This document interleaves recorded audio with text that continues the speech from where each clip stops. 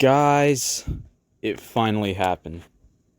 We have been waiting all offseason and season for it to happen, and it finally happened. The Chicago Bears finally gave Justin Fields some help. Finally. After the season is kind of pretty much over, I don't really see them making playoffs at all. But it's something for them to grow on. And I really like the move. I'm going to talk about all the moves, but I'm so glad that they finally saw the need for a receiver and was like, okay, yeah, we can. Even though the Steelers have been asking for a second round pick the entire year, now we're willing to deal that. It's like, imagine if you had done that at the beginning. Anyway, yeah, so first of all, we got the deal with Chase Claypool to the Bears for a second round pick. I go back and forth on this. It's about which Chase Claypool you're getting. Is he a product is this year a result of quarterback play, or is it actually him? There's lots of videos online about him being wide open and quarterbacks not seeing him. But at the same time, I'm wondering, how does he fit with Justin Fields? We see Claypool. I think Claypool is almost like a Michael Thomas, not quite as big, but he's really good at the slants and go routes. And I think that's great for Justin Fields because if you watch the Chicago Bears offense, they're starting to play a lot like the Philadelphia Eagles offense, run first, getting their quarterback out, moving, like focusing on what he does best. And now you have a receiver that can do the same things that A.J. Brown can do, just on a lesser level in Chase Claypool. I think that's great. He's also younger than A.J. Brown. He's on a rookie contract, which is huge. And it gives you time to evaluate him before figuring out if you want to extend him. And that second round pick, I mean, who knows? Chase Claypool, if he turns out to be a good receiver, 1,000-yard receiver, you might not have been able to get a receiver of that caliber in the second round. So overall, I think this is a W trade for the Bears. And on the Steelers side of it, I mean, you were loaded at receiver, and you weren't going to keep him. He was a distraction. And getting a second for him, I think, is pretty good value. So overall, I think it's win-win for both sides. I don't understand the Lions trading T.J. Hawkinson to the Vikings. The compensation was okay. I felt like it was kind of like Chris McCaffrey level. But T.J. Hawkinson, I think, is already like a top 5 tight end in the league. He's just been playing with Jared Goff. Like, I don't understand why you trade him. Not only that, but you trade him within division. I never understand people that trade within division. That's why it doesn't happen often. I think this is a loss for the Lions because I think he even had one more year on his contract. Why would you trade him? It doesn't make sense. At least wait till next year. That tells if Dan Campbell wants to win next year, he's going to need TJ Hawkinson. I really don't get it. I felt like he completely bought in to what Dan Campbell wanted. I really don't understand that. But yeah, that deal, good for the Vikings being able to pull that off. They have so many weapons on offense. And I think it's an L deal for the Lions. That's terrible. The Dolphins getting Bradley Chubb. It surprises me that they got it for a first-round pick when the Rams offered multiple first-round picks. Because I would think that the Dolphins are going to be better than the Rams. And you accepted that. I don't get it. And the Dolphins are in the AFC, so it's not like they didn't want to deal him to within the conference because they chose to deal him in the conference. I don't understand it, but that's a good win for the Dolphins. I think Bradley Chubb is a really good pass rusher. Every year that he's been fully healthy, he's stood out. His rookie year with Von Miller was great. Second, third year, he was dealing with injuries and barely played. And then this year, he just has been incredible. You notice it with him on the Broncos. He stands out. And now the Dolphins have a pass rusher that can help fortify that defense. They still need to get healthy on the back end, but now you have somebody that can help you compete with the likes of Josh Allen and Patrick Mahomes.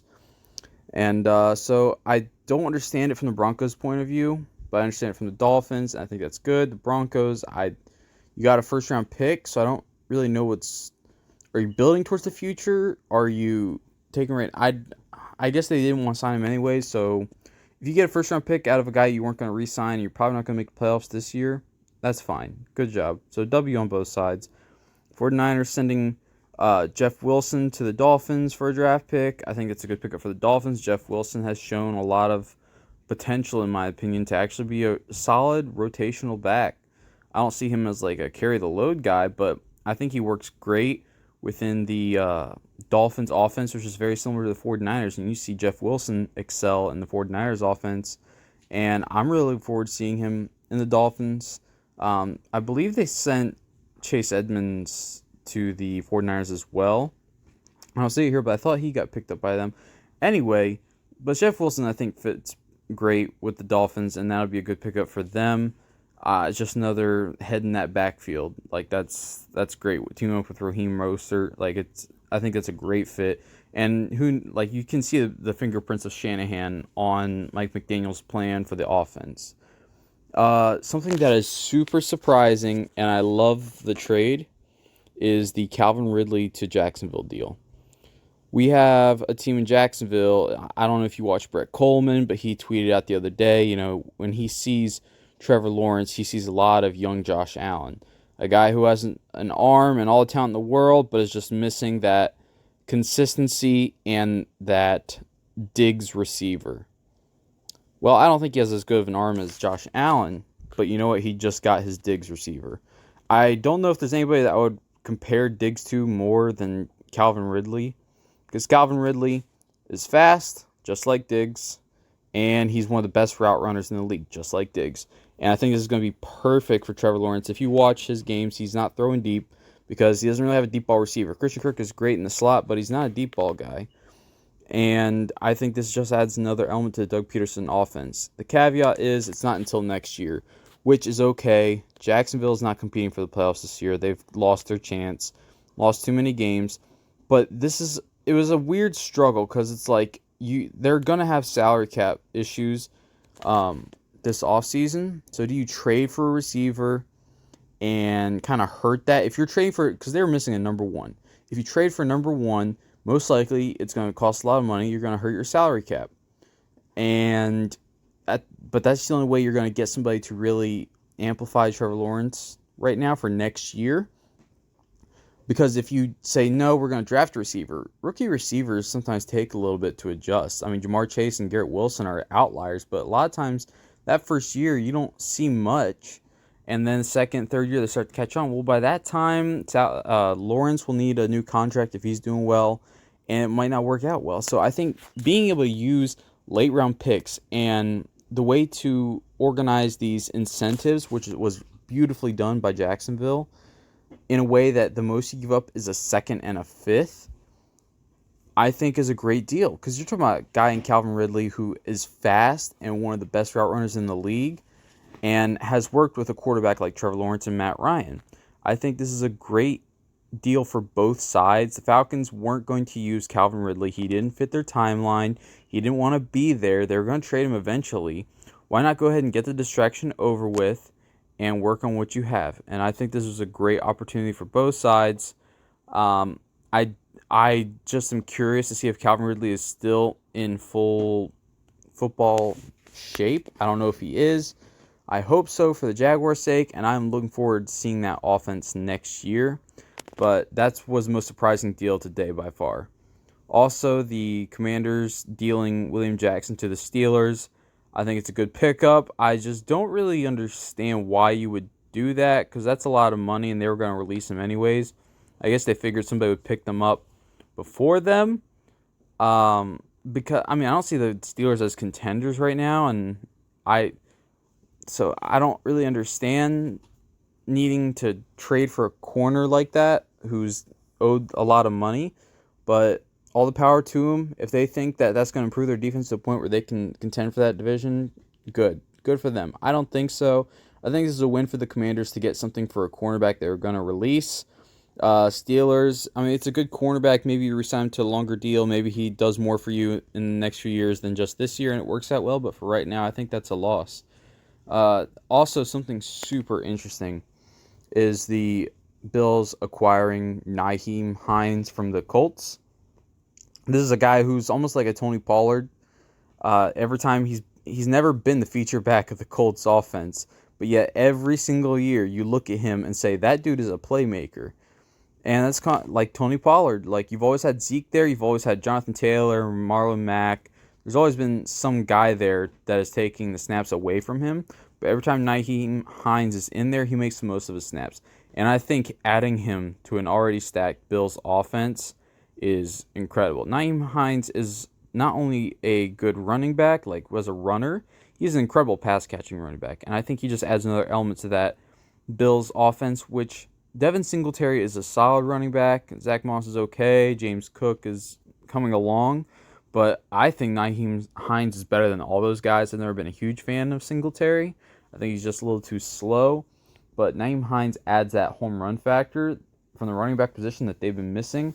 And I am looking forward to seeing that. Overall, I mean, there's also the Jets trade for James Robinson that I like because there's not a whole lot of commitment there. It's something to get them through this year. If he plays well enough, maybe they give him another contract. He is a restricted free agent after this year. But Jacksonville we were talking about a guy in James Robinson who did so much for Jacksonville in a time that was so crappy, and they deal him for a 6th-round pick, 5th-round pick. I think that's such a kick to the balls. I don't understand it. But I think the Jets got an incredible player in James Robinson, one that New York fans will love, and I'm looking forward to seeing him tear it up this year. I think he's going to do great with them. I don't know if he's really in their future plans, and that's okay. You got Breece Hall when he comes back from his ACL. He'll be good. I think this is actually great because I think when he's James Robinson, restricted free agent, you bring him back for another year, and by the time that year's up, Breece Hall will be 100%. Like, he'll probably come back mid-season next year, but he might not be 100% coming back from an ACL. Was it ACL or Achilles? One of the two. But they always take like half a year to fully acclimate. And so by the time Breece Hall is finally back, you don't have to re-sign James Robinson, and it was worth the 5th, 6th-round pick to have your offense not really miss too much. But yeah, that's all the talk I got on the trades for this deadline. It was super active. I believe there was 10 trades. If I miss one, I will post something else about it. But I really enjoyed this. A lot of interesting things. You can see a lot about what's going on. I think the Lions is super interesting. Jacksonville's is interesting. And I love that the Bears finally gave Justin Fields some help. Anyway, that's all I got, guys. I'll talk to you guys later.